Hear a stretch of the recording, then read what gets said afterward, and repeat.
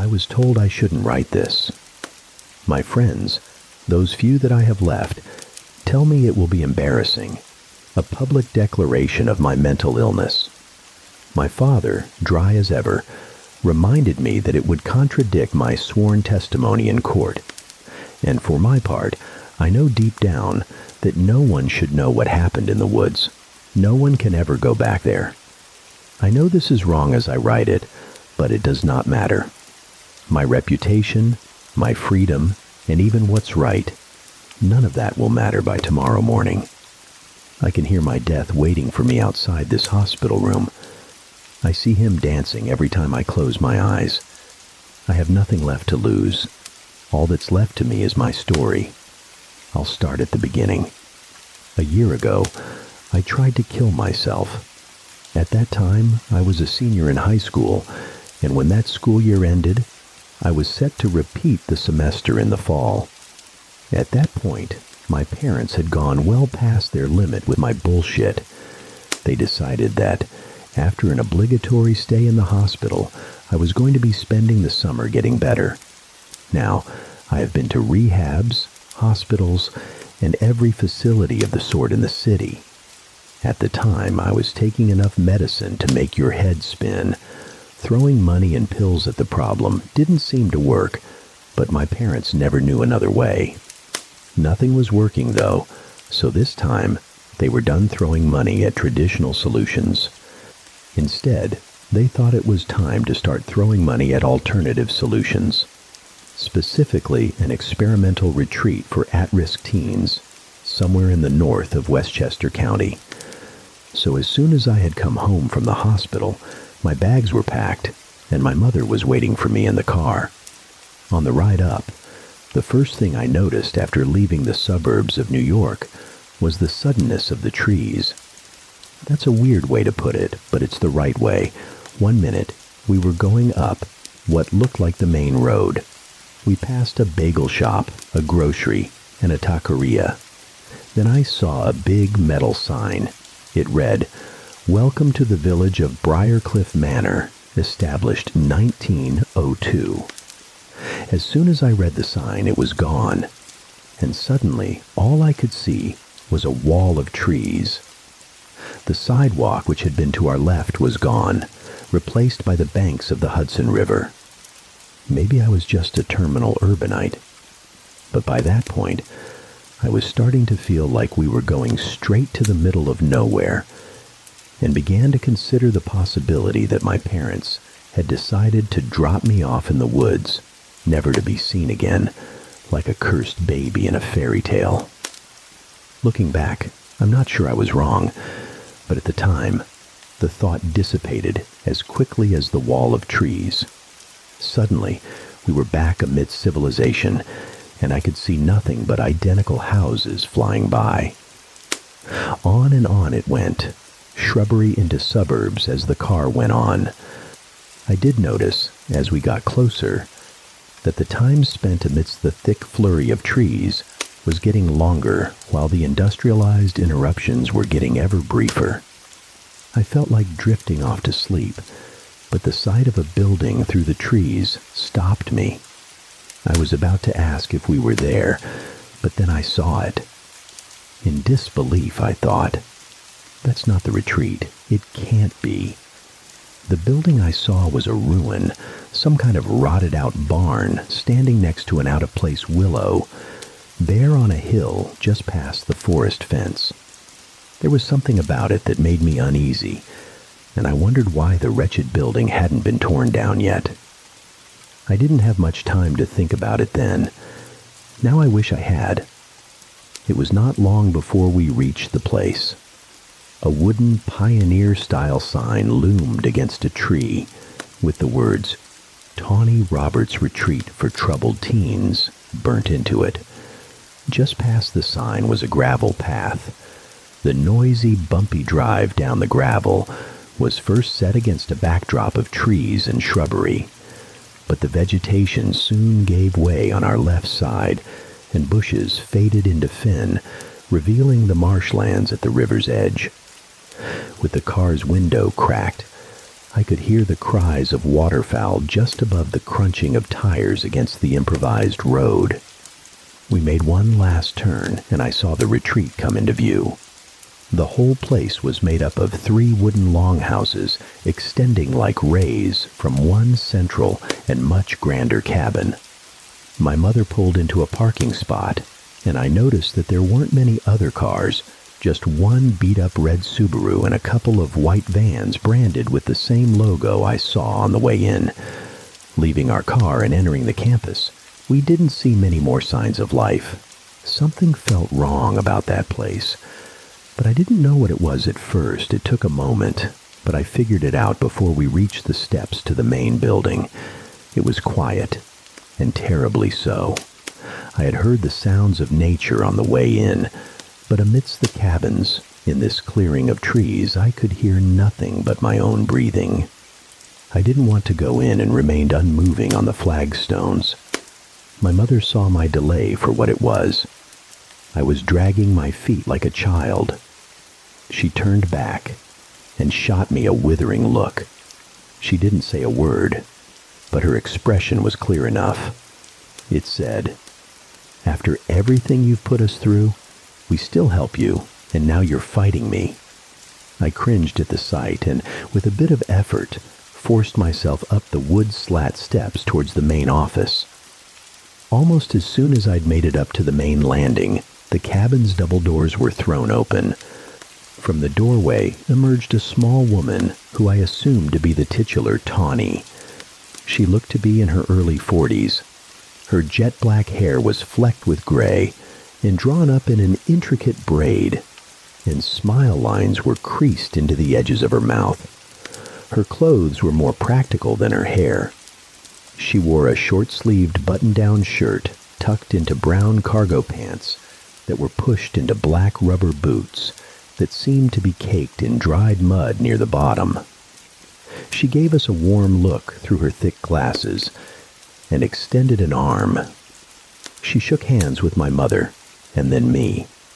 After a firm handshake and a friendly greeting, she proved my assumptions correct and introduced herself as Dr. Tawny Roberts, psychiatrist and founder of this retreat.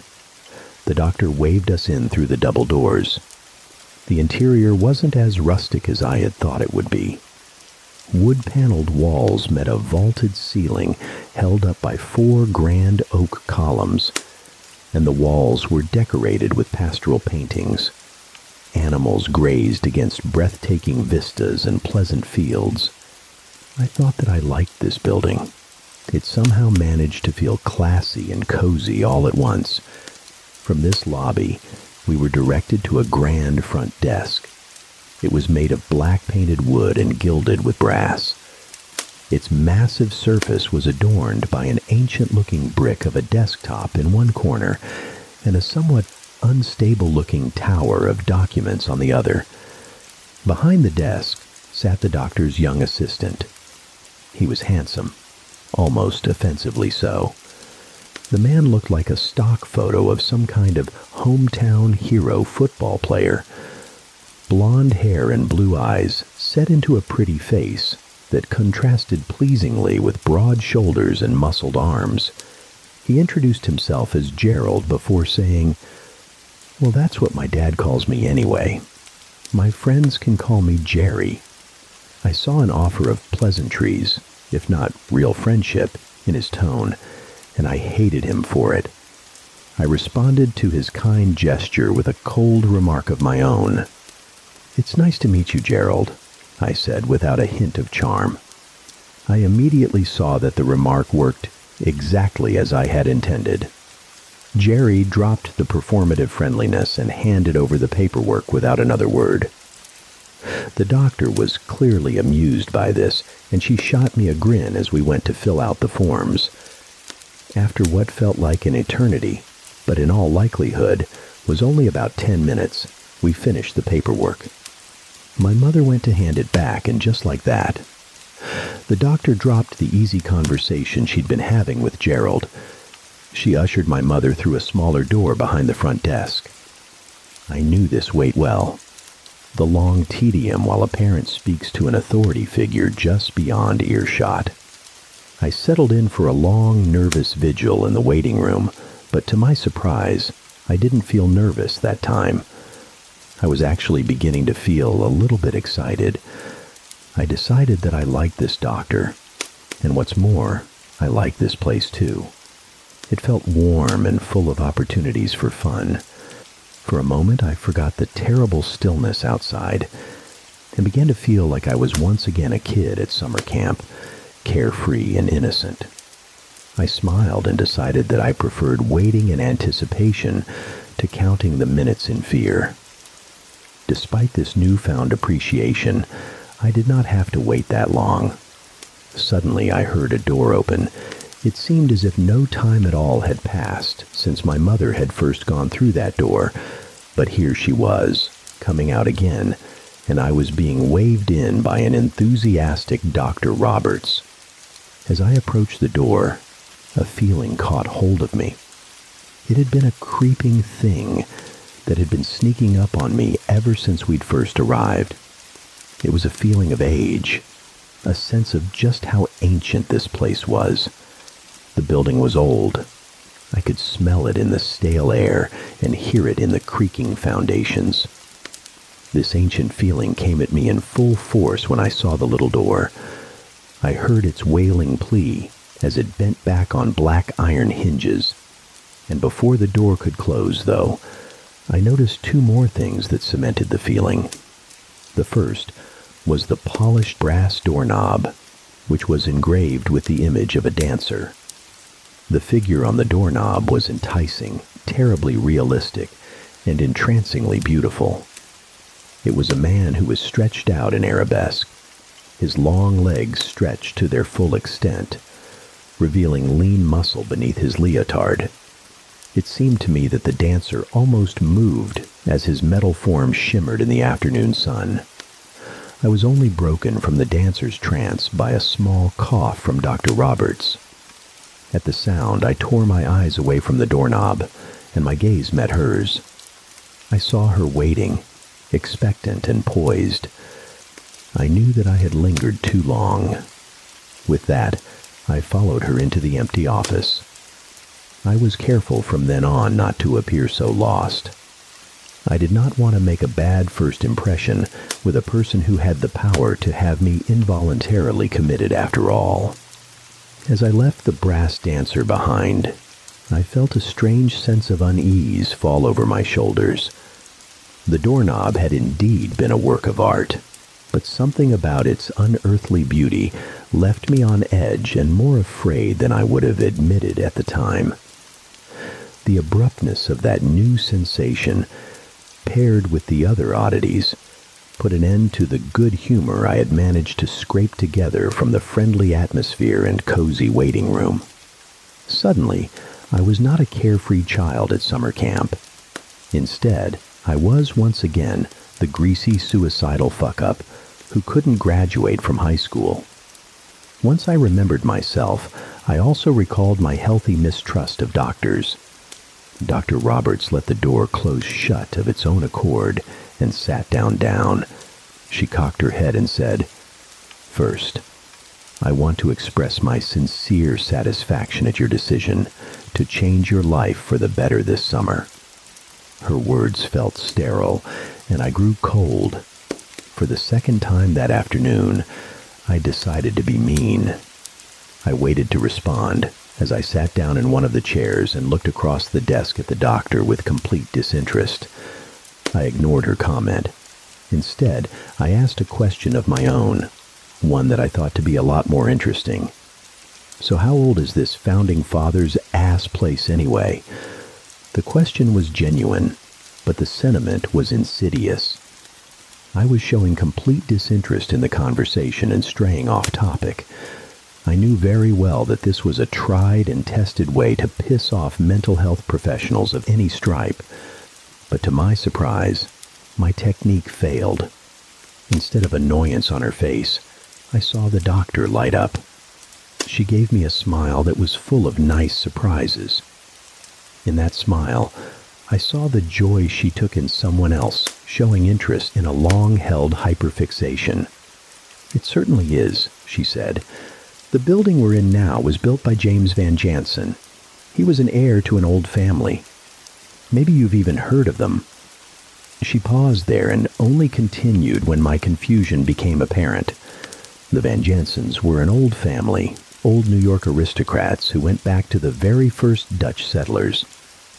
I could see the doctor's eyes glow with pure expressed academic passion, a quality which began to show in the excited pitch of her voice.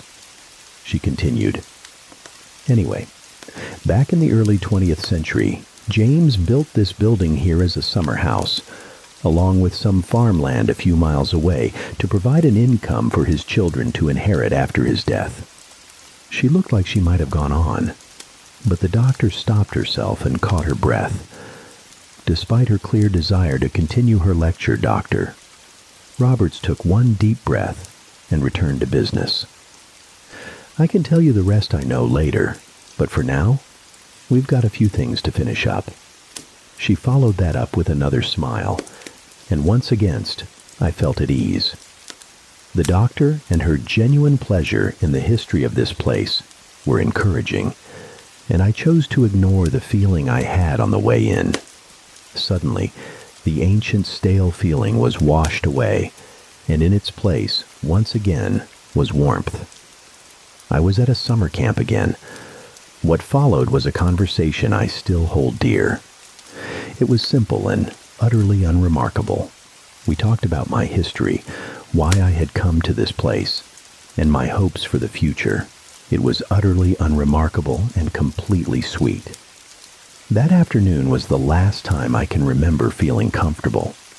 It was around 4 o'clock by the time our interview wrapped up. "There's just one more thing we have to get straight," Dr. Roberts said, as she produced yet another form and slid it across the table toward me. I picked it up and saw that it was a list of rules. Most of the rules were typical of a place like this. The paper prohibited drinking, the use of phones or other electronic devices, and a host of other inconsequential things. What caught my eye was one item. In plain type, it read, "Do not enter the woods at night under any circumstances." Something was immediately ominous about this, but it was just normal enough that I didn't feel the need to spoil the good rapport I had built with Dr. Roberts by asking what I felt were likely to be nonsense questions about a perfectly innocuous rule. So I said nothing, but something didn't sit right. The odd feeling was back. But Dr. Roberts continued as if nothing was wrong. She read the rules aloud and when finished said, "That's all, though. I don't want to waste my time micromanaging you any more than you do. So if we can agree to all that, then we're done here, and we can go on with orientation." I nodded in agreement with the rules, but stayed silent. The doctor smiled at me again and said, "All right then, let's say goodbye to your mom. Then we can meet the others." My goodbye to my mother was rehearsed. It was something we'd done 1,000 times, and something we both suspected we'd end up having to do again. There was a stiff hug and a vacant, "I love you." And then without emotion, I found myself waving goodbye as she drove off in her car. As I watched my family car round the last bend in the gravel path ahead and disappeared, I felt for a moment like I might cry. Not because I'd miss her, but out of a strange despair. It was like I'd been abandoned to something awful I could not see or understand. It didn't make logical sense at the time, so I chalked it up to a passing feeling, something I was an expert at ignoring. I pushed down my misgivings as the car was swallowed by the trees. Despite the fact that it was the middle of a summer day, I could barely see through the tree line. It was dark in the woods, and the more I looked into it, the stronger that feeling of despair grew. I turned away and discovered that I did not just feel like crying. My cheeks were wet with warm tears. I turned away to try and compose myself without the doctor noticing my distress. With my mother gone and the papers signed, it was time to join the others, and I did not want to do so in tears. After another moment, I was led away from the parking lot and towards one of the 3 external cabins. The building that I was taken to was much less elaborate than the main structure. It was constructed of plain brown wood slats, and the door had a simple handle. There was no dancing brass ornament in sight. Inside the building, 3 teenagers sat on benches around a long work table. Beads and string were strung all around the place. At the head of the table was an old man in a polo shirt who introduced himself as Immerse Acker. The old man was quick to inform me that the others, a boy and 2 girls, were called Nick, Cassandra, and Shirley. I noticed Cassandra first. She was pretty in a simple way, with brushed strawberry blonde hair and an easy smile. Looking at the girl, I couldn't imagine how someone like her could end up in a place like this. Shirley was the opposite of her companion in every respect. Unkempt, dark brown curls burst from her head and covered most of her face. From what I could see, she wore a sour expression and was exactly the kind of person I had expected to encounter here. I moved to sit next to Cassandra, but Shirley shot me a withering look, so I settled down next to Nick. The boy was very tall and lanky. He was bone-thin and towered well over 6 feet tall at only 16 years old. There was an intensity in his penetrating dark eyes that seemed to cut to the heart of whoever he directed his gaze at. His thick, curly black hair was cropped short, contrasting with strikingly pale skin, and Acker told me that we were going to be bunking together. But that would come later, for the moment he told me, very sternly, that we would be making dream catchers. It turned out to be another hour of very dull arts and crafts, punctuated often by hacky life lessons and dull nuggets of wisdom from our pink polo-clad taskmaster. Nick was silent, and the girls were wrapped up in a whispered conversation that they made clear was not for my ears. Both of them seemed totally uninterested in me, beyond the occasional sidelong glance. Eventually, we ran out of supplies. Mr. Acker sent Nick and me to the back of the cabin for some more beads and string. On our way to the supply closet, Nick finally spoke. "Do you think I'm crazy?" The question took me aback, but when I looked back at him, I saw something new in his intense gaze. It was playfulness, genuine and bright. This was almost more shocking than the question, but not wanting to disappoint the best shot I had at a friend here, I responded, "I mean, given where we are, probably." Nick was quiet for a moment, and I felt the silence reflect every fault in my attempt at humor. I was beginning to become afraid as the ever-present question of, "Why is he here?" arose in my mind. Raced through my head. I had begun to imagine some particularly graphic scenes when the boy surprised me again. A grin spread across his pale face. "That's fair." He chuckled. I laughed nervously, and he smiled back. After that, the ice was broken, and we became fast friends. The day went on, and Nick and I spent it immersed in pleasant conversation. The chores and forced excursions flew by. Group therapy, lunch, and supervised leisure time all passed in the warm glow of good company. Finally, after what felt like no time at all, we found ourselves in our bunks, well after lights out, still talking incessantly. We were arguing about who would win a cage match between a gorilla and a grizzly bear. A conversation that I found no red-blooded man or boy could resist. Nick pointed out the merits of the bear's teeth and claws, but there was a lull in the conversation. I was starting to feel how tired I had become. Heavy eyelids begin to droop and close, and Nick goes from quiet to silent. Finally, he said it. Quietly, he asked me, "You can hear it too, right?" "Hear what?" I muttered back. "The barking," he responded. "Sure," I said as I continued to drift off. "That's my dog," Nick said, as much to himself as to me. He was murmuring now. I didn't do what they said I did. I was tired and only half paying attention, but I responded, "That's right, man," to placate him.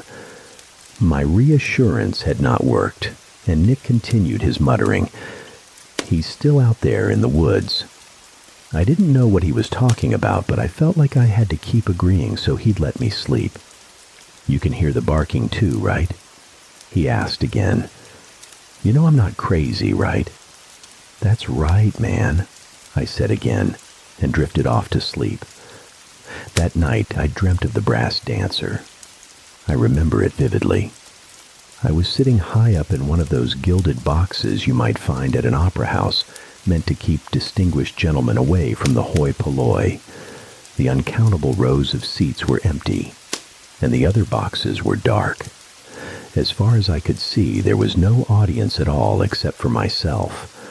The dancer was on the stage, performing an inhuman ballet. His arms bent back against his joints, and his legs lifted him in great leaps and bounds that no human should have been able to accomplish. I could feel myself drawn towards the dancer, at first leaning forward in my seat, then practically hanging off the guardrails ready to plummet towards the stage. It was then that the dancer finished his performance and bowed low, but as he rose up again, something changed. Suddenly, I was no longer in a theater. I was standing on a hill at night, a rotted barn behind me, and a willow tree in front of me. The dancer was there too, but he was different. He was thin, almost skeletal. Where once his olive skin had stretched taut over flowing muscles, it now clung to his ruined limbs like a loose garment. This desiccated husk of a man looked at me through sunken, pale eyes. He gave another bow and began his encore. This new dance was a grim mirror of his first performance. In this ruined state, I could see his grace laid bare. What had once been elegance incarnate was now a macabre spectacle of bones snapping and joints unlocking. He seemed to lurch and surge across the landscape and began to dance a circle around the hill. When he had returned to the willow tree, the dancer gave one final bow before swaying on his heels and falling into an open grave. I awoke in a puddle of sweat, tangled in my sheets and clutching at the bed frame. I was panting, and it took me a long time to stop my racing heart. When I had at last returned to my senses, I sat up in bed, only to find Nick staring up at me from the floor. I jumped when I saw him, but he only laughed and said, "Sleep well?" he asked, and when I had recovered enough from his surprise to respond, the only answer I could come up with was an honest one. "No," I said flatly. Nick smiled at that and said, "No one here does." His response relaxed me, and I began to laugh. "This is my friend," I reminded myself. I slid back down into my tangled sheets and grunted. "You scared the shit out of me," I said after a moment. Nick laughed again before responding. That was the point. Then we were both laughing, and the more we laughed, the more distant the hill from my dream seemed to be. It was not long until a knock sounded at our cabin door. It was Gerald, arriving with our medication. We took our pills and dressed quickly before following the man to breakfast. I remember how fast the walk to the mess hall seemed with Nick by my side. The rest of the day seemed to go by quickly and breezy in such good company. Our morning walk blurred into group therapy and then lunch. The day sped quickly along without a care. It felt like no time had passed at all when we found ourselves standing in the last blaze of a summer evening. We were standing outside. Gerald and Mr. Acker had brought out easels, canvas, and paint. We were watching the sunset over the river and had been instructed to paint what we saw. Dr. Roberts called this natural art therapy. I called it bullshit. but I suppose it was better than the psych ward. Shirley and Cassandra were off on the far side of the lawn, working and chatting together as always, while Nick and I stood closer to the buildings. I was less than enthusiastic about this exercise, but my friend was completely focused. Over the hour we spent painting, Nick revealed himself to be quite an artist. He was working on a genuinely wonderful, impressionistic interpretation of the landscape. It had been a genuine pleasure to watch him work, but it had been an hour since we'd started working, and he hadn't spoken to me once since then. I was beginning to grow bored, and in my restlessness, I did the unthinkable. I decided to talk to Gerald.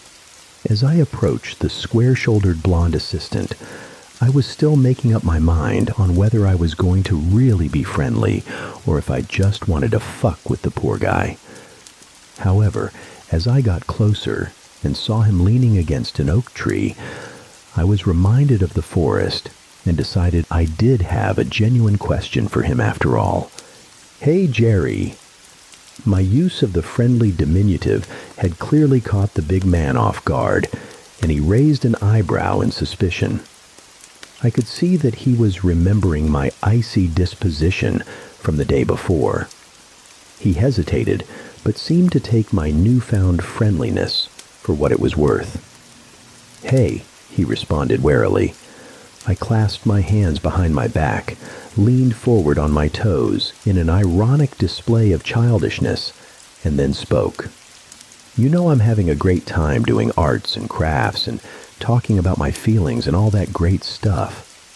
I could feel my voice begin to drip with irony almost as soon as I'd started taking, but Gerald's simple face betrayed no knowledge of my mockery. The earnest display by a compassionate adult was like blood in the water for a shark, and the temptation towards cruelty was beginning to overtake my genuine curiosity. Still, I pressed on and continued my question. "Well, I'm wondering why we don't spend any time in the woods.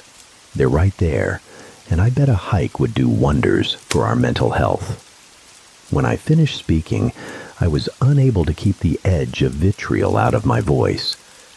At first, I thought I'd finally gotten to Gerald. He had a serious look on his face and seemed to be seriously considering how to respond. But when he did, it was in the form of a question of his own. "You know that old barn you can see from the road on the way in?" My blood ran cold at the mention of the ruin, and I was sure the fear was on my face. I felt my throat constrict as memories from my dream began to flood back in. I forced myself to nod, and Gerald went on, heedless or unaware of my growing terror. "Someone bought that land a few years back. I think they were planning on tearing the damn thing down, but they found something there." Gerald paused then and looked around as if watching for any eavesdroppers. When he continued, it was in a lower voice. "I don't know exactly what it was, but I know it was some kind of historical artifact from colonial times. I heard Tawny talking about it on the phone with someone." He was talking faster now, caught up in the story. "Some people from Columbia University came down to look at it. They've been digging out there for a while now, and that's why the woods have been off limits. Dr. Roberts didn't want to disturb their work with you guys tramping around the woods." He paused at that, and I was ready to go back to Nick. I was satisfied with this answer, but Gerald stopped me. "Well, actually," he said, "they stopped digging last week, so we should be all clear to go hiking again soon, if that's what you want. But I'm not sure if I would," Dr. Roberts said. He cut himself off. Clearly, he'd spoken out of turn. It was clear from his guilty expression that Gerald had revealed more than he'd meant to, and my interest was renewed. I pressed him. "What did she say, Jerry?" I asked breathlessly. He took a deep breath and prepared to finish his story, but he was already too caught up in the narrative to consider the consequences. "All I know," he said grimly, "is that there was some kind of box excavated. It contained some precious metals, a few old books, and human remains. Gerald's words hung heavy in the air, and my mind began to spiral with the implications of what I had learned. You should go back to your painting. It's almost time for dinner. His voice was stern now, chastened by his mistake. Friendly indulgence had been replaced by a familiar mask of authority. I shuffled off at his command, my thoughts still reeling. As I walked back across the great lawn, I tried to convince myself out of the paranoid spiral I had found myself in. I could say confidently that I was not in my right mind. Being where I was should have been evidence enough of that. Still, I could not put down the disturbing notion that whatever I had seen in my dreams had some connection to whatever had been found on that hill. As soon as I reached my unfinished painting, I heard Gerald call out to us, yelling that it was time for dinner and we'd better back up. I bent down to retrieve my brush and palette, but the flash of something bright from the woods caught my eye. I saw blonde hair in the tree line and a pale face peeking out from behind the edge of the forest. I thought for a moment that it must have been Cassandra. Perhaps she had decided to run away or play some kind of game. But when I looked at the others, I saw her plain as day talking to Shirley. When I looked back at the forest, the face was gone, and there was no hint of blonde hair. I tried to convince myself that I was seeing things. It really is the best explanation, I reasoned. This didn't work, and I could feel panic rising in my chest as I packed up my art supplies and headed to the mess hall for dinner. The meal went by quickly and unpleasantly. The others were talking amongst themselves as normal, and it seemed that none of them shared my unease. I tried to use this as evidence for my own irrationality, but despite my best efforts, I remained unconvinced. By the time we were given our nighttime medicine and sent off to our cabins to sleep, I remained on the edge of debilitating terror. When I got into bed that night, I noticed Nick staring out the window towards the trees. He had been standing there for nearly 20 minutes, and I was beginning to worry about him. "Are you all right, man?" I asked him. When he answered, his voice seemed distant. "Yeah," was all he said to me. I didn't want to push him. While we had become close in the last day and a half, I was quick to remember that this was still hardly more than a stranger. I decided not to press him. "All right," I said, letting a little concern show in my voice. "Well, I'm turning off the lights now." Nick didn't bother to say anything in response. He only waved lazily to show agreement. As I lay in the dark, I felt myself beginning to drift off to sleep. I closed my eyes and heard Nick walking away from the window and towards our bunks. "You believe me, right?" I heard him ask. I wanted to reassure him, but I was exhausted from the day. All I could manage was a muffled, The last thing I heard Nick say before I finally fell asleep was, "I know you believe me." I awoke in an embrace and knew that I was dreaming.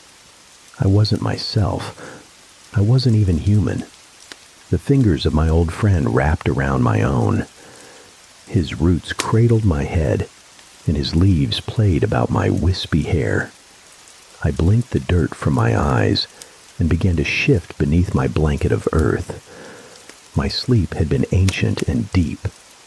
There was motion at my feet, the first thing that disturbed this place for all my long ages. My pale eyes blinked away the last of the debris. From my bed of earth, I could see a familiar sight. A rotting barn, red paint long since peeled away, stands alone on a hill, barren of all life but for my dear bent and slender willow tree. Around us flowed the congested and churning waters of a polluted, slow-moving stream. The tree was my friend, and the river spoke to me in the language of gurgling moans that I knew well. But the creature at my feet was new. I smiled at the sight of the thing.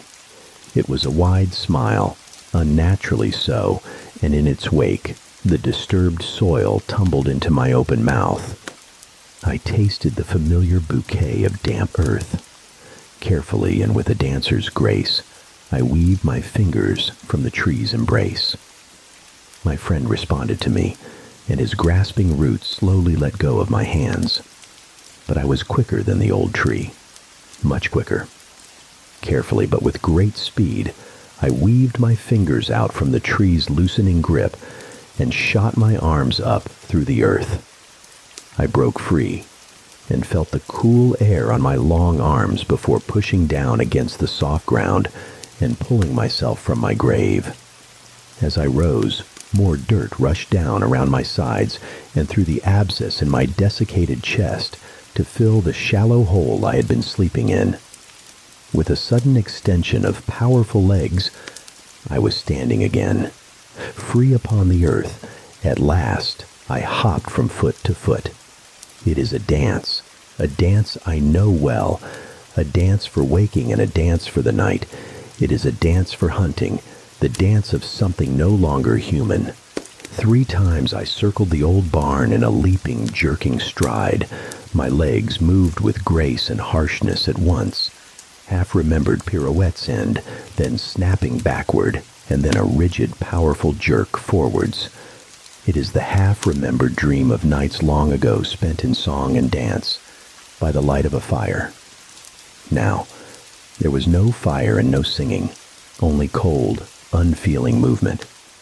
On my 3rd cycle around the hill, I heard the noise again. My head swiveled in place to look at its source. There, at the foot of my hill, was a small yellow creature. I saw drooping ears matted dark with blood, and black eyes stared back at me. The thing was silent, unnaturally quiet for a dog. I bent down slowly, extending one spidery hand to touch its soft coat. When the first blackened, dirt-caked fingernail brushed the animal's glossy coat, it let out a whimper. I felt the last vestiges of primal will strain against my hand as I wrapped it around the dog's midsection. For the first time since I'd laid down to rest here, I breathed air. It rattled on intake, and the dirt in my lungs made a gravelly sound when disturbed. I responded in cruel mimicry of the dog's whimper. A high-pitched gibbering sound, only occasionally stopped by earthy congestion, rattled out from parched lips. The dog flinched in my grasp, the first stirrings of a repressed panic response. I didn't like this, so I began to squeeze, and as I squeezed, I continued the imitation. The gibbering continued growing first higher then lower until it was almost a whimper, and the dog was dead. I woke up screaming and gulping for air. When I knew that it was air and not dirt that rushed into my lungs, I was able to stop, and the screaming turned to crying as I remembered the dog. I had felt such malice and known such joy at the suffering I saw. That was all gone now, though, and in its place are only hot tears and racking sobs as I thought of the look in the little creature's eyes as it died scared and far away from home. I could not stop crying until Nick woke up and kept from the top bunk to my side. He landed with a thud, and in his wide eyes I saw the concern in place of the usual burning intensity. He looked worried, but I could tell from his response it was nothing he hadn't seen before. "You good man," he said in a disciplined, calm tone. It was less of a question and more of a recommendation. We both knew I'd better be good, or I could end up locked up somewhere a lot worse than this retreat. Finally, I managed to speak. "Just a nightmare, dude. I'm okay." The words came out quickly, and I panicked, but I began to breathe slowly. Then I repeated this phrase again, and I did the words felt less like lies. That awful hill felt farther away, and the sunlight pouring through the windows washed away the fear. I looked up at my friend, and my sobs faded. I managed to breathe a few more words. "Don't tell Tawny." At this, Nick seemed a little more at ease. With this suggestion of deception, he was back in familiar territory. "I got you, bro." I smiled weakly and thought to myself, "I knew you would." Neither of us wanted the questions this incident could provoke. It's a lesson learned from experience that there was nothing to be gained from trusting a therapist. Still, as I caught my breath, something inside of me knew that I should tell Dr. Roberts that there was something really wrong in her retreat. I knew she needed to know about this soon, but I said nothing. I didn't tell her anything, not until it was much too late. We dressed in silence and left the cabin in a hurry. The morning was beautiful. The morning sun sparkled off the river, and a breeze was in the air. But it didn't matter. It was still night to me. All I could think of was the forest. There were still eyes on me. Nick was still staring at me, clearly still worried. I turned to look back at him, and what I saw stopped me cold. In his eyes, by now almost familiar, I could see a flash of the malice from my dream. I was afraid, but I could not show it. Just then, I saw my friend's brow furrowed with concern, and with that, it was gone. There was nothing but Nick in those eyes again, but I was left with the memories. He opened his mouth to speak, but I turned around sharply and ignored him. I wondered if I was going crazy. It wasn't impossible. I thought to myself, it might be better if I'm crazy than for any of this to be real. I felt like panicking again. I wanted to scream and run for cover, but I settled for hurrying up the path to the mess hall. I pulled open the door to breakfast and held it open for Nick, not out of politeness, but just to see those eyes again and make sure they were his. When I looked at him, I saw amusement. He laughed. "Such a gentleman," he said in mock appreciation before walking past me. I stopped to collect myself. "I'm fine," I told myself. It was just a nightmare, and I was probably imagining things. But I knew that wasn't true, and I let the doors slam shut behind me and turned around to face the others. The doctor sat at the head of the table, Gerald and the girls to her left, and Nick to her right. "Looks like we're all here," she said while picking up a fork. She pointed to me and said, "You'd better eat quickly. We've got a full day ahead of us." It didn't matter to me. We could have started the day right then, as far as I cared. I wasn't hungry, but I made an effort to seem normal. The conversation carried on around me as I half-heartedly picked at the by-now cold eggs.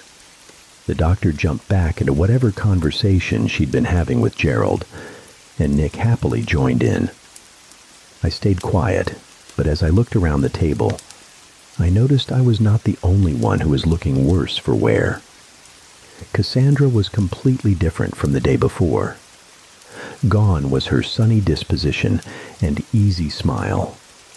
In its place were dark circles beneath her eyes and a panicked expression on her oval face.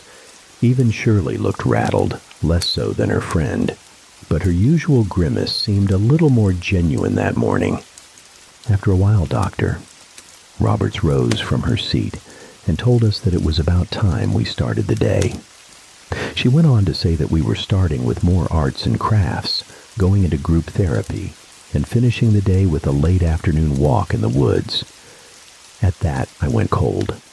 I wanted to scream and tell her just how bad of an idea it was, but I didn't.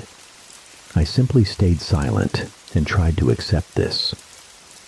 By the time we reached the trailhead, the sunny morning had turned into an uncharacteristically misty afternoon.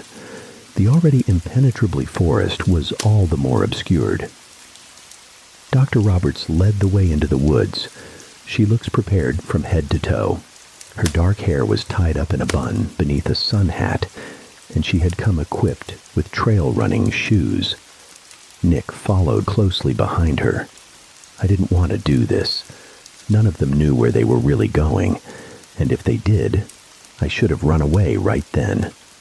My brain was screaming at me to turn around, walk away, and not stop until I was back in the city, but I followed along all the same. I knew the consequences of telling the truth. It would only lead to more questions, and then probably back to the psych ward. I could not let that happen. I knew that horror and refused to go back to it, so I reluctantly went into the woods and into the mist. The walk was tense. Long stretches of time went by in silence. When there was conversation, the only people talking were the grown-ups. It was about 2 miles into the hike when things finally began to break down. The doctor had gone silent at that point. Gerald and Acker had been trying and failing to engage with us for almost an hour, and just as their efforts seemed to be most pitiful, Cassandra finally broke. After hours of panicked eye-darting and near hyperventilation, she had finally descended into a full-blown panic attack. "I want to go home," she screamed. "I want to go home. I want to go home." She would not stop screaming. She started stamping her foot and looked every bit like a petulant child. It would have been pathetic if the fear in her eyes wasn't so real. The doctor turned and signaled Gerald with a sharp glance. He stepped forward, but as he did, Cassandra whirled to face him. "You stay away from me," she screamed. He tries to reassure her, to tell her that he was there to help and that everything was going to be all right. Gerald went on, and miraculously, Cassandra looked like she might actually be calming down, calm enough to get out of the woods at least. At that moment, he was interrupted. Shirley crashed into him, her facade of grim stoicism completely shattered. "Don't touch her," she screamed. Her eyes were wild, and it looked like she was ready to do a whole lot more than scream. However, at that moment, Acker intervened. The old man pulled Shirley off his younger colleague. Suddenly, Gerald was on the ground, and Shirley was in the air, kicking and screaming, held aloft by a red-faced Acker. Cassandra was gone, running off down the path. It seemed to be total pandemonium, and in a last-ditch effort to salvage the situation, Dr. Roberts sprang into action. She turned to Acker, who was by now a little less red in the face. Shirley had stopped kicking and gone limp, totally unresponsive in his arms. "I need to go after her. You stay with them until I can get help back up here," the doctor ordered, and the old man nodded. Then Dr. Sprinted was gone, sprinting away in the confident strides of a practiced runner. As soon as she left, Acker began barking orders, but I wasn't listening. I saw something through the branches. Blonde hair and a flash of blue cloth. Something inside me told me it was Cassandra, and despite my fear, I moved toward her. I knew that I shouldn't go off the path, but my feet were moving forward. In spite of all reason, I found myself walking into the woods and towards the dancing flashes of blue and yellow in the distance. Acker yelled something, but I couldn't make it out. There was a buzzing in my head, and it drowned out the screaming. I was vaguely aware of a noise behind me, but I paid no mind to it. All I could think of was Cassandra. She was just ahead of me, always ahead of me, but I could not seem to reach her. I was not on the trail anymore, and I noticed that I was running. I saw more blonde hair disappear behind another tree, and I pursued, feeling my pace increase. I wanted to call out, but my lungs were burning, so instead I kept running. I could see her form from behind a tree, and I followed. Then I found myself at the banks of a slow-moving stream. She was on the other side. Something inside of me asked how she got there, but my feet didn't wait for an answer and moved forward of their own volition. I was about to walk into the dark water when I heard the noise of snapping branches. Something crashed into me, and I hit the ground. I looked up to see my pursuer. It was Nick. As I hit the ground, the force snapped me out of it and knocked the wind from my lungs. By the time I could feel myself breathing, I noticed the buzzing sound had stopped. I could think clearly again. I wanted to ask him what the hell he was doing, but he stopped me and pressed his face an inch from mine. "It's a liar," he hissed. "I told you it's a liar." His voice was shaking with fear, and I began to understand. From across the stream, there was a cracking, snapping, breaking sound. I looked up and saw the girl I'd been chasing. It was not Cassandra. In fact, it was hardly a girl at all, hardly even a person. Two pale, slitted eyes peeked out from a desiccated face. They stare out beneath her eye sockets, as if this poor girl's skull was a mask for someone else. With each movement, her face shifted around the plaid eyes, as if in orbit. The thing was that once, a girl wore a tattered blue nightgown, and her feet were bare and black with pooling blood. Then I heard it again. From her slacked jaw, that voice echoed out in imitation of a whimper. Her face began to tighten, and I heard bones snapping. It was like whatever was inside was too much for the constraints of a human body, and the shell began to stretch and break. The whimpering grew in intensity and took on a manic, warbling, hyena-like quality. This unnatural chorus broke our reverie. "We need to go now," Nick screamed, and we scrambled to our feet and turned to run. We were off in an instant, running faster than I'd ever run before. All the while, the sounds of snapping, tearing, and gibbering filled the darkening forests behind us. We ran, in no particular direction, just away from the creature by the steam. Eventually, I realized that I couldn't hear the noises anymore, but even so, we kept running. The evening turned into the night, but we didn't stop running. In the darkness, stray branches tore at our clothes and faces. I would have run all the way back to Brooklyn, but eventually we did get out of the forest. I saw the light, and a moment later we were crashing through the brush and into the familiar lawn of the retreat. The sun had fully set, but I could still make out the source of the light. Flashing red and blue lit up the parking lot, and I saw two police cruisers parked on the gravel path. I looked at Nick, and he looked at me. It was time to come clean, but we didn't have to wait long for that. I saw Acker emerge from the main office, accompanied by two cops. When he saw us, he said something I could not hear to the officer and pointed frantically. The uniformed men began waving towards us and advancing. I wanted to keep running, but Nick put a hand on my shoulder as if he could hear my thoughts. "There's no point," he said, defeated. "It's over." Soon enough, we were being questioned, first by the police and then by Acker. I was too worked up to say anything coherent. I judged by the looks on the cop's face, but he didn't think any of it would be of any use. He fed me a line of bullshit. Apparently, Gerald was okay, not even concussed. They were still looking for Cassandra, but he said they had a good start and were optimistic.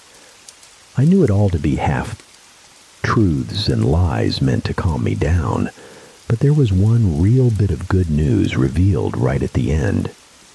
Shirley was okay, and she, along with a hot meal, was waiting for us in the mess hall.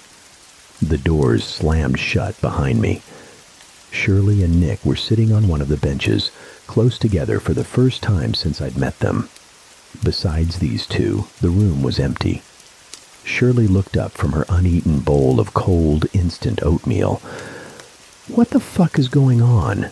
she demanded of us. "I told you. There's something in the woods," Nick responded coldly, for once in dead sincerity. Shirley opened her mouth, ready with a retort by instinct, but the words died in her throat before she could speak them. She knew he was serious now, that he'd always been serious in his way. Shirley said nothing for a minute until, finally resigned, she asked simply, "What do we do?" Now it was Nick's turn to be at a loss. After spending so long trying to get someone to believe him, he didn't seem to have the slightest idea about what came next. I interrupted the silence. "We do nothing. Those people out there aren't going to save her, and they're trained professionals. Shirley looked immediately offended at my despair, but I continued. Best case scenario for us, this place gets shut down, and we're out of here tomorrow morning. I didn't say anything about what would happen if Cassandra found us. Things were grim enough without speculating on the worst case scenario. Shirley began to object. You'd just leave her out there. You saw that shit too, right? You'd leave her alone with that. Her voice rose in intensity as she dressed me down, almost yelling. She added, "You piece of shit." She was right, and it hurt to hear it, but it didn't matter. I knew if we went back out there, we'd never come back, at least not as ourselves. I looked at Nick for support. I thought that he would understand, and I needed him to back me up. But his wide eyes stared past me. Their intensity focused on something far beyond. Something about that look disturbed me, so ignoring Shirley's continued berating, I followed them and turned to look at what had captured his attention. Nick was looking out the windows towards the forest. There, illuminated in the last dying rays of the summer sun, something small and yellow moved against the black and green of the forest fence. I knew what it was, and my blood went cold. Shirley was still yelling at me, but all I could hear was what Nick was now saying. Somehow, against the din at barely a whisper, I could hear him mutter, "I knew you were alive. I knew he was lying. I knew you were still out there." And then he began to move towards the door. This stopped me cold, and it gave Shirley pause as well, but she recovered herself quickly. "All right," she said, clearly pleased. "Someone knows the right thing to do here." With that, she had thought to win the argument, assuming Nick was going out to help her search. I could hear in her voice that she didn't really know what was going on there. Nick got to the door, and as he opened it, the panic went from paralyzing to blood-pounding, and I rushed to intercept my friend. "Stop, man, you've got to..." But before I could say stop again, Nick shoved past me with what felt like no effort at all. I almost lost my balance and toppled to the cabin floor, but I righted myself just in time and saw that he had gone through the doorway and was now walking across the great lawn. I ran after him, ready to save him like he'd saved me in the woods, leaving Shirley at the doorstep.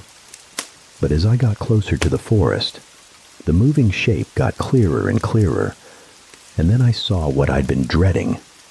It was the dog from my dream, or at least what was left of it. As it pranced from side to side, I saw its loose skin sway against the thing inside that moved so gracefully and yet so unnaturally. I remembered how the girl's dead eyes had stared out at me from what should have been empty sockets.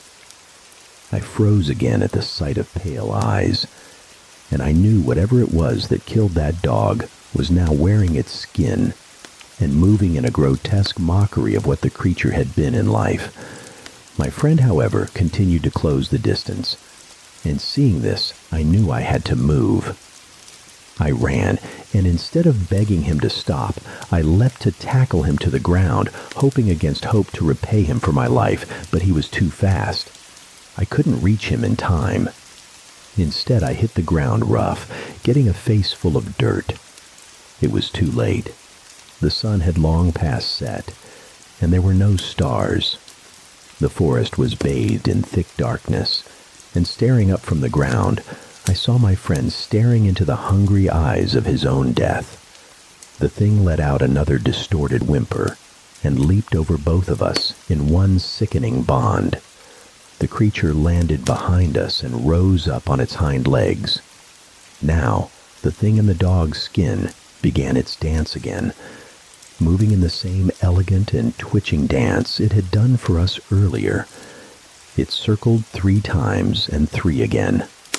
Nick showed no sign of realizing what was happening and inched ever closer to the beast. On its 3rd turn, the thing stopped its dance and spread its front legs out before it, mimicking an opening to embrace. The dog's hind legs snapped out of place to accommodate a gesture that should not have been possible for it, and Nick did the same. For a second, it looked like he was going to hug the thing, but then I heard the sound of cold reality. Nick stopped and began to scream, finally aware of what was happening, but it was too late. I couldn't do anything else to help him. So I turned to run as fast as I could in the only direction that was open to me, straight into the woods. For the second time that day, I was running for my life, now desperately alone. I was going faster than I thought possible for my frail frame and cigarette-scarred lungs. Physical obstacles were nothing in the face of certain death. As I ran, I heard the screaming of my friend turn to muffled sobs, and finally, all I could hear over my labored breathing and thudding heart was a fading gurgling sound and the creaking of trees. Soon enough, I heard something else. Something was running through the trees behind me. The wind and the branches tore at my face, and I could feel that I was bleeding. The thud of heavy footfalls was getting closer, but just as I felt its long arm reaching out for me, I somehow put more distance between us. It was playing with me, I realized, as I reached a turn in the path. I felt the rush of air behind me, and then something landed with a crash in the bend of the path. I had a split second to react before I ran into my pursuer, but I acted, and I swerved, tearing off the path into the brush. I was running through the brush now, hedges rising to my chest, and I could barely see anything in front of me. The creature has forced me off the road, into the woods, and into its country.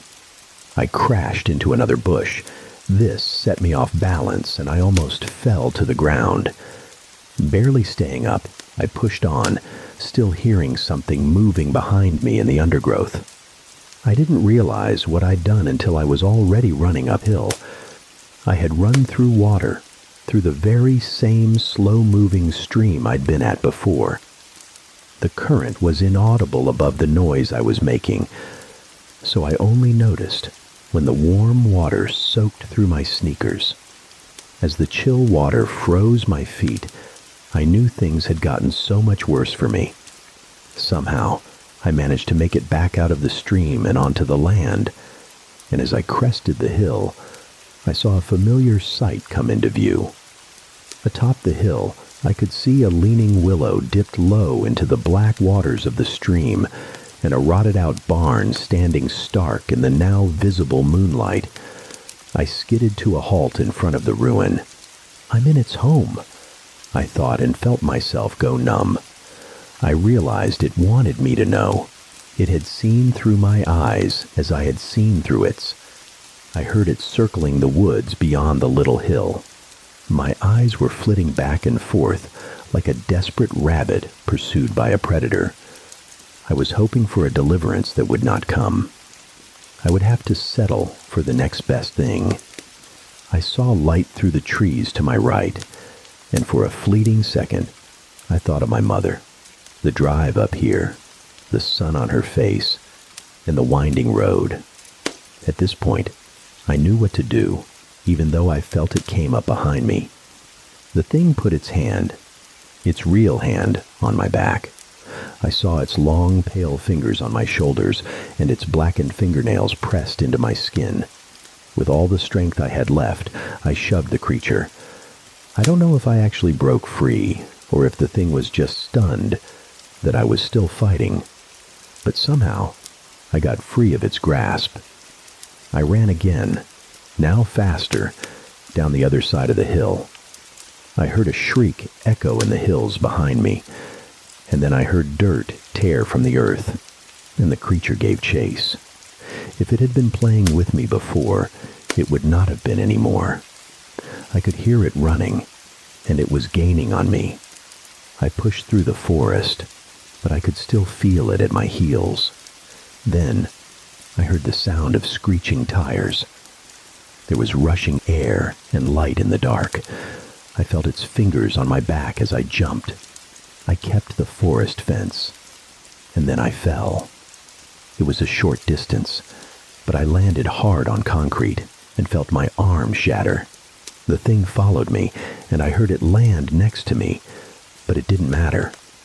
I looked up and saw headlights, and in the sound of a car horn, I smiled as lost myself to the dark and the pain. I won was the last thought that echoed in my empty head before I was lost to the oncoming metal.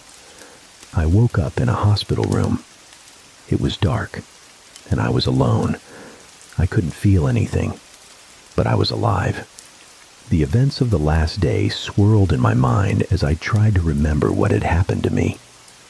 I remembered the creature, the chase through the woods, and instinctually, I tried to run. I couldn't run, much less even move. I panicked and looked around. I was covered in bandages, my legs in a sling, and I was hooked up to several IV drips. Then I remembered. I remembered the road and the car, and I knew that my plan worked. I escaped the hunter, and more than that, I managed to survive. I felt a rush of satisfaction. I had no thoughts other than how happy I was to be alive. The rush of joy turned to relief, and as it spread, aided by the morphine drip, I was lulled to sleep. When I woke up again, it was in the light of day. A doctor was staring into my eyes. I couldn't speak at first, but when I finally got a few words out, I could only ask for Tawny. The doctor seemed confused, and he told me my mother was in the waiting room, but that there was a policeman waiting too, and he really needed to talk to me. For a brief moment, I didn't understand. I'd been so caught up in running for my life that I'd forgotten about more mundane threats like the police. I must have looked confused, too, because the doctor repeated himself. Again, words were difficult, but I managed to nod my head, and the doctor took that as the signal to leave and let the officer in. 2 policemen entered and closed the door behind them. They asked me a lot of questions about Nick and about Cassandra, and I answered as best I could. I told them everything about Nick, about the girl that wasn't Cassie, the dog, and whatever demon it is that lives on that hill. I didn't care about being locked away, not anymore. No mental hospital was worse than those woods. The painkillers slurred my words, and I knew I was a little incoherent, but nonetheless, I gave a full account. I told them all of it, but I could see immediately that they didn't believe me. I saw in their eyes that they thought I was crazy and that it was a waste of time, even talking to me. They said they were still looking for both of my friends, but they were not hopeful. They told me that Nick left a note. They didn't need to explain more. We all knew I understood. They had presumed him dead, and they were right to do so, but it wasn't a suicide. I know he didn't write that note. I heard him die that, and I hear him still. I can still hear his voice whispering things that aren't words from outside my window at night. It's been 6 months since Nick died. I've healed enough to be able to type this all up, but as I said at the start, it will be months before I can leave this bed. I will leave this bed, though. I hear Nick at night, and he's been getting clearer, but I know this isn't my friend. His murderer is out there, and I see him every time I close my eyes. He's dancing in the dark, playing at being Nick. I know it won't be long now, but after what I did to him, he won't be kind to me. All I can hope for now is that he'll put on a good show.